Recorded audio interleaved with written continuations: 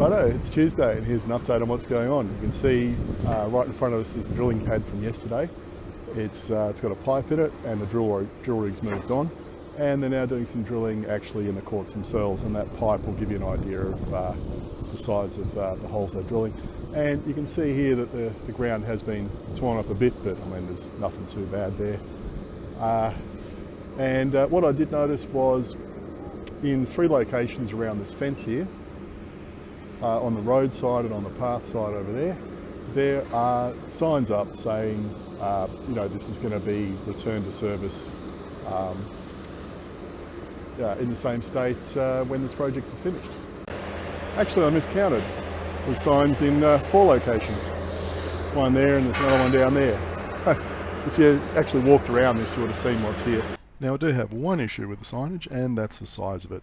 If John Holland or WestConnex or whoever was designing the signage had any sense, they would have made it really big, like 600 by 900, like this example that Oscar had put in the Cooks River. If they'd done the signage of this size and put it around the site, I don't think there'd be any excuse for anyone failing to see it. But, that's a minor quibble. The signage is there and it does say what's going to happen. So, as far as what kits on the courts themselves, so you can see there's a track drill rig over there and they've started drilling their first hole there. There's a tracked pipe grabber thing over there. There's obviously some generators and pipes and stuff on pallets. There's a whole pile of that kind of stuff in front of me. You can see some other machinery there. There's a truck over there. But in general, looking at the condition of the surface, looks fine. If it was all torn up, all the yellow and white lines for netball and basketball would be all messed up, I think, but it's looking pretty good. Now, this is an interesting spot. It's been sandbagged. There's a pump or a generator set running here. Wow, not quite sure what that is. Air compressor maybe. And this is the part that I thought where they had lifted the surface of the courts, but it looks like they haven't. It's actually a berm with a tarp over it and sandbagged down, presumably in case there's any water runoff.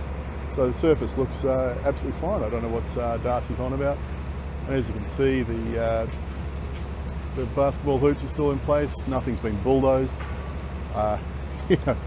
Again, there's no issues with the court surface here or any of the equipment. Fencing's all fine. Looks good to me. Now I'm just going to try and explain what I thought I saw on the courts there, and essentially it's a cofferdam. So you've got the blue surface of the courts, and what they've done is in that area in the corner they've put down probably a square of sandbags to build essentially a low cofferdam. And then over that layer of sandbags they've dropped a tarp of some sort, and then put more sandbags on top of it to make sure it doesn't blow away.